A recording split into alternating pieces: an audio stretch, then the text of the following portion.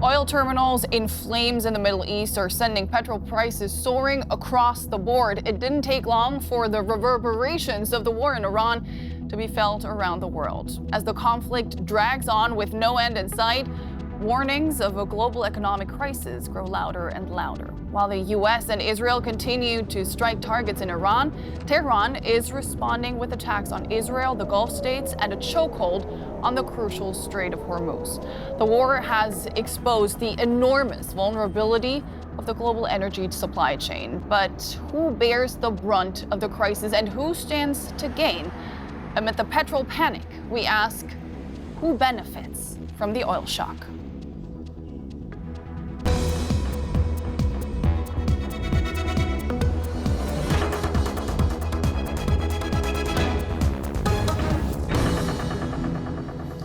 Welcome to The Point. I'm pleased to introduce our panel. Markus Bickel is a Middle East analyst and editor-in-chief of the Security Table newsletter at the German publishing house Table Media. Ulrike Herrmann also joins us. She's an economics correspondent at the German newspaper Taz and author of several books. Her latest publication looks at how economic factors drive war and peace. And Claudia Kempfert is a professor of energy economics and energy policy and heads the Department for Energy, Transportation and Environment at the German Institute for Economic Research. We appreciate you all joining us today. Thank you so much. Claudia, I want to start with you because the war in Iran has triggered a global energy crisis. How is this going to affect the world economy? Yeah, it's going to affect the world economy because it crucially depends on how long the crisis will stand. I mean, if it's only weeks, the economy could stand with this, and the impacts would be not that negative as it would stand longer. And the longer it takes, the more severe are the economic consequences out of it. Mm-hmm. Ulrike, you just published a book looking at how economic factors influence war and peace. Let's look at the case at hand. What's the calculus here? Well, the calculus of Iran is really very clear. They know that they only have to close the Strait of Hormuz in order to choke the world economy. And that's what's happening. There is no ship passing anymore that is not Chinese or belonging to the Iranian system. And so now we have a lack or a shortage of oil on the world markets of 20 million barrels a day. And that is a fifth of the world demand. Yeah. So that is really severe. It's the worst oil crisis we ever had. And if this war continues, the prices will rise enormously. So there is really the threat of inflation. And that's something voters really react to very sensitively. Or very quickly. And that is something that also Trump has to fear. So I'd say that even now, already, it is clear that the war will be strategically won by Iran, not by Trump. And he will end this war quite soon, I think, in order to somehow mitigate the effects it has for the U.S. consumers and then, of course, for the U.S. voters. But the interesting question is, and that is something Markus can answer, whether it is not already too late to stop this war and that Iran, in fact, has the possibilities to continue, even if Trump decides that he wants to end this war. Yeah. Markus, let's extend that question to you because it very much looks like Donald Trump wants to send the signal that this is not going to be a protracted war. He said in an interview to CBS News, and I'm quoting him directly here, "I think the war is very complete, pretty much." Two questions here. What exactly does he mean? And do the facts on the ground suggest that he is in any way correct? The facts on the ground speak against this thesis. I think Iran, as Ulrike said, is expanding this war. The attacks against energy infrastructure in all the states of the Gulf Cooperation Council are expanding, and it's wishful thinking by Trump to be able to end this war fast. And Iran can push the price for this war up higher and is doing so by the day. Today in Basra, in Iraq, ship terminals were attacked, ships were attacked, which is an extension which brings in the importers of Iraqi oil, which is the European Union, among other states. Yeah, and Claudia, reacting to this movement on the market, this oil shock, really, many countries have now started coordinated efforts to release strategic oil reserves. Is that going to do anything to mitigate this crisis? Well, not really, because now this release of the oil reserves is too early, I would say, because right now it cannot really help. We do not have a shortage right now. As Ulrike said, we might get a shortage in the future, but it really depends on how long this war will take. Because right now there is flexibility in the market and the prices go up, but there will be a reaction also by demand, for example, in many countries, and other oil exporters can also react on this. But the oil shortage is not there yet. So we don't need this oil reserve right now. I think it's too early. It could, bring down the shock a little bit on the market, but I really doubt that it has a long-standing effect on the prices. I think it's really a short-term effect, which brings not a lot. I mean, we have oil crisis, and we need to stand with this. Yeah, it's a very easy calculation. I mean, those 400 million barrels that will be released basically cover for 20 days of the oil usually transported through the Strait of Hormuz. So if it takes longer than 20 days, this war that we'll have, then, these reserves will be spent and the prices will go up again. So the question really is whether this war will be ended in 20 days. And as Markus Bickel said,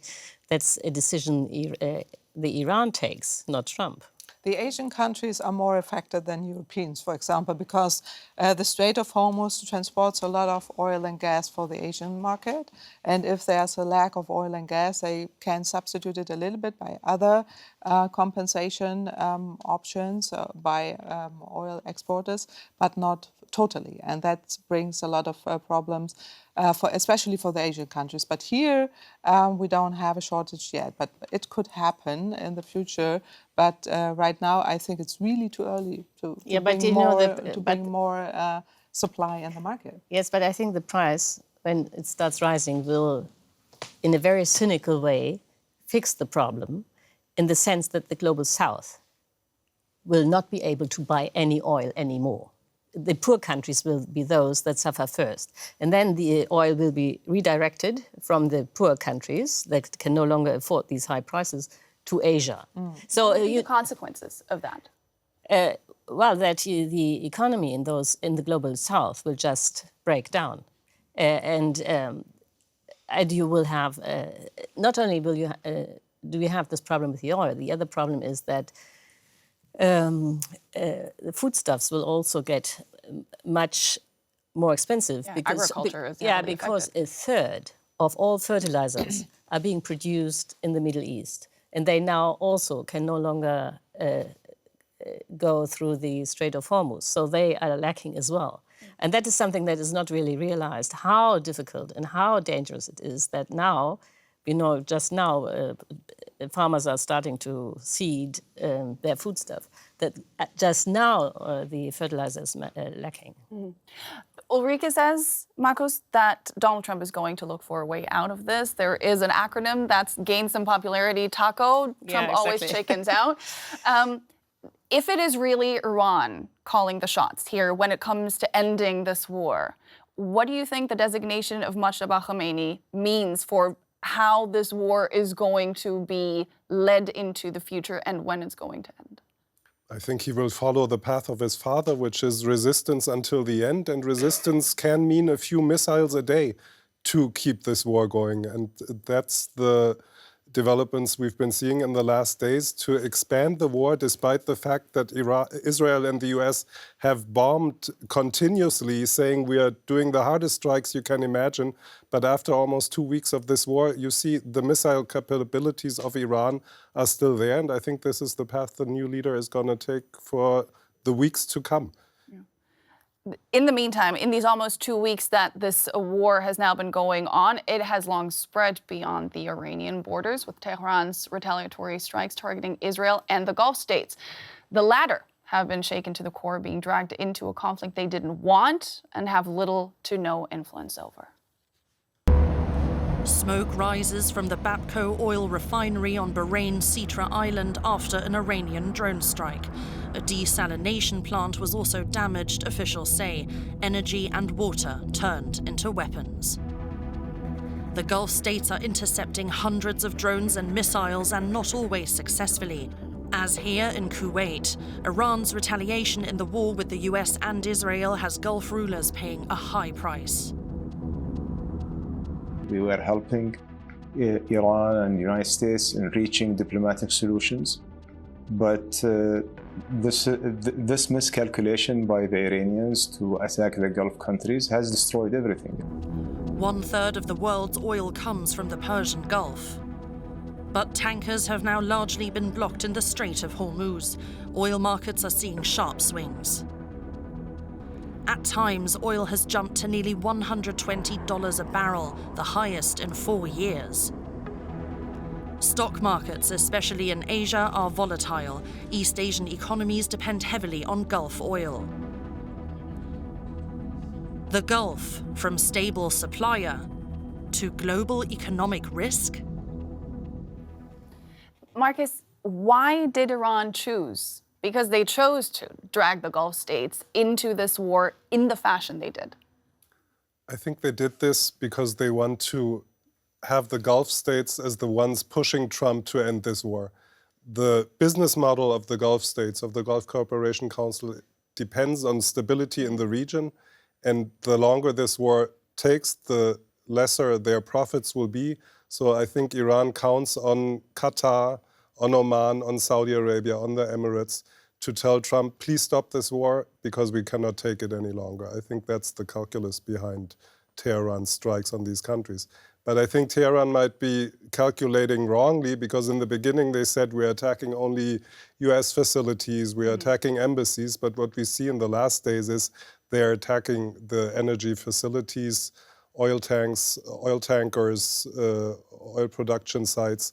So maybe Tehran is wrong in the end to push the Gulf states into their camp. Yeah, Claudia, how much of a long-term problem can this become for the GCC states? Well, it could become a really long-term problem if this continues longer, because there's a full supply of oil of these regions, I'm saying, in the market, and this is really a difficult situation. This is an energy crisis we never had before, and now the question is: so how do we react? I mean, the oil or fossil fuel importing countries have to face high prices and will react by lower demand, for example, or alternatives.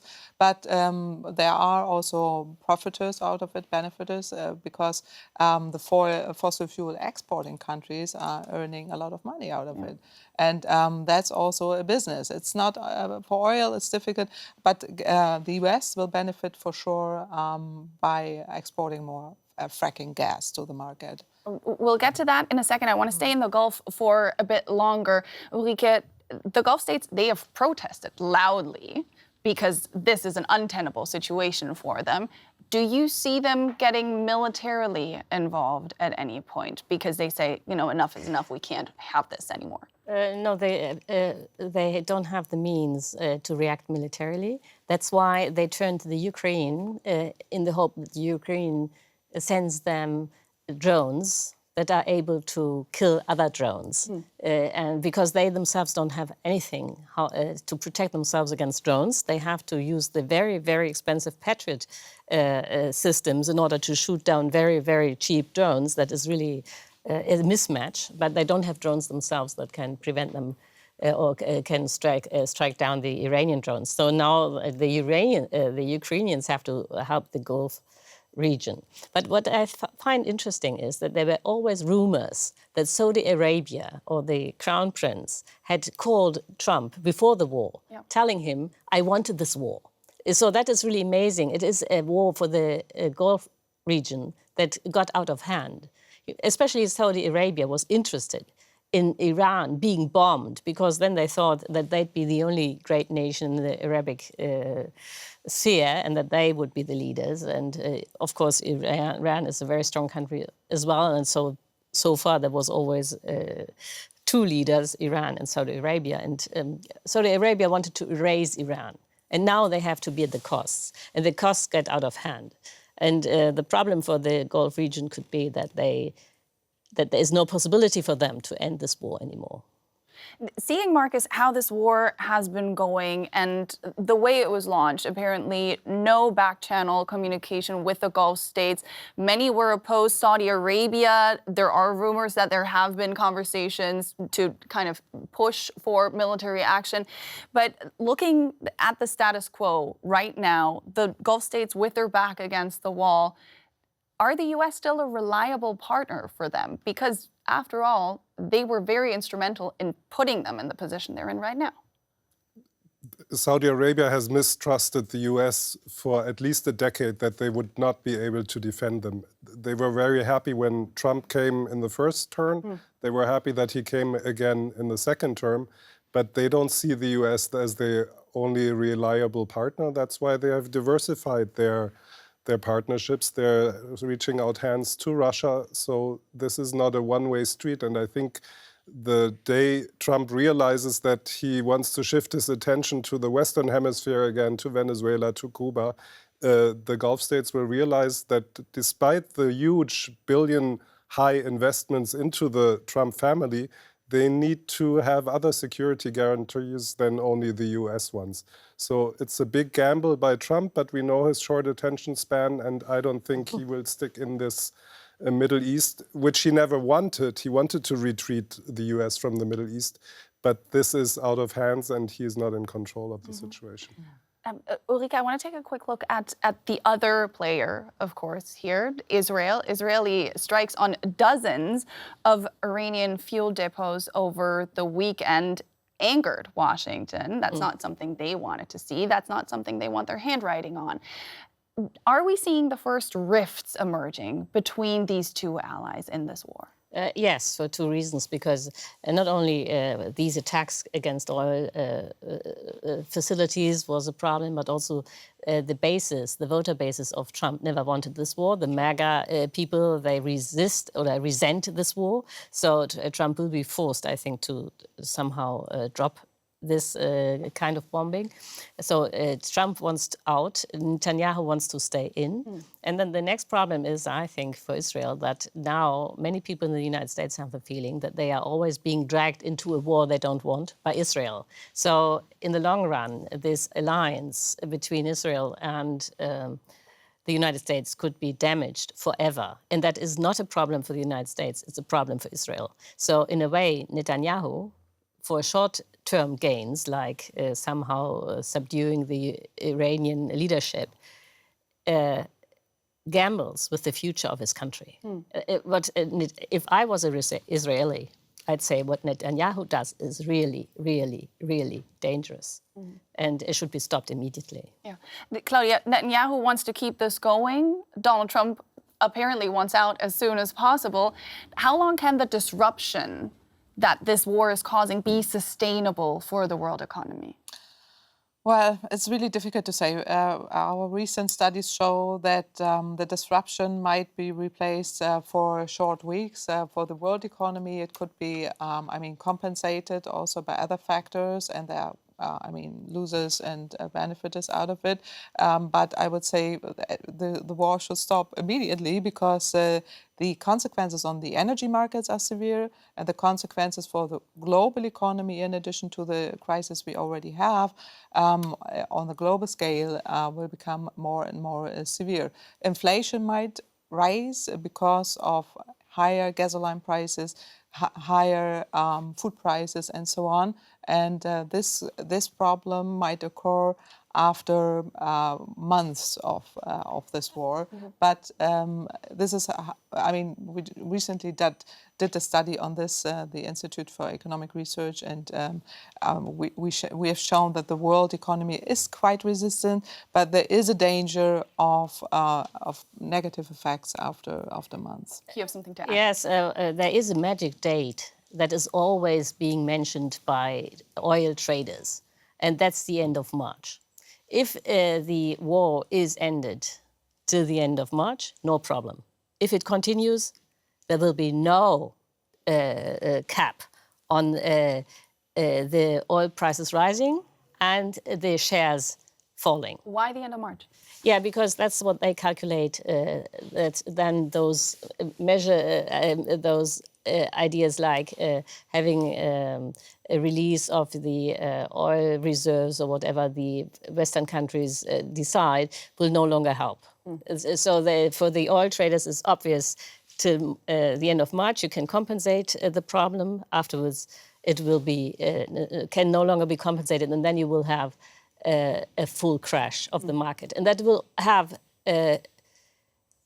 consequences that cannot be calculated. For example, just one of the many problems, even now, many of the companies are completely overrated. Yeah. That is especially true for all companies that have something to do with artificial intelligence. There will be a crash anyway. But if the oil prices start to rise, this crash of the artificial intelligence will happen now. And then you have a really severe financial crisis on top of this war. And that is something that the oil traders already start calculating. Yeah. And so the pressure for Trump to end this war till the end of March is really enormous. But as Marco said, the interesting question is whether the Iran allows the war to end, because the Iran knows these calculations as well. Yeah. They know exactly. They only have to somehow prolong this war till the end of March, and then they've won. Exactly. We know there's a long list of potential losers. Let's look at who stands to gain. Russia is financing much of its war in Ukraine with oil and gas. Western sanctions had cut into those revenues. Now Moscow's coffers could fill up again. India and China may increase their imports from Russia. They're already the largest buyers of Russian oil. After a call with Putin, Trump announced some oil sanctions could be lifted to calm the markets. At the same time, the US could boost its oil production even further. Drill, baby, drill was Trump's inauguration slogan. But experts say US producers cannot replace the lost Middle East supply quickly. Venezuela, home to the world's largest oil reserves, is once again a focus. After January's US military attack and the lifting of sanctions, Trump promised lucrative deals for American oil firms, yet production remains comparatively low. Who stands to benefit from the Gulf crisis? Marcus, in your opinion, who's the biggest benefactor of this all? I think Russia is benefiting a lot because they can jump in with their oil to replace the oil which is not going through the Strait of Hormuz right now. So they have had their talks with Trump. Putin and Trump have talked together. Yesterday there was a meeting in Florida, and I think Russia can re-establish its role as a global oil exporter through this war. Claudia, does that mean then that the war in Iran is indirectly funding the war in Ukraine? Indirectly, yes, unfortunately. And I would agree that Russia is a silent benefiter out of this, because they could help out also to produce more oil for the East Asian market. And they have also a shadow fleet of tankers, which could help out here and bring more oil to those regions and gain more benefits out of it, because if the oil price is so high, they get a lot of profits out of it. And I would say yes, and indirectly we are financing the war of Ukraine, and that's really the sad story out of it. And that's also a reason why the war should stop as early as possible. Yeah. Ulrike, is this war going to make the world a safer place, as Netanyahu and Trump claim, or rather the opposite? No, the opposite. It's because one of the many facts is that now in the Middle East, many of those Patriot systems were used to shoot down very cheap drones. But the Patriot systems are very, very scarce because there are only 620 Patriots being produced per year. And now in the Middle East, 800 were used. So that is very easy for China to calculate that if they attack Taiwan, there will be no Patriots, so that the US army could no longer intervene. And so that is, in a way, it's really a catastrophe that the US always gets distracted by the Middle East. And that is our time. Thank you so much to our panel and, of course, to everyone watching this discussion. I hope you enjoyed it as much as I did. If you're watching us on YouTube and have any questions or feedback or just want to say hi, leave us a comment. For now, though, from all of us here on To The Point, thank you so much for your company. Bye-bye.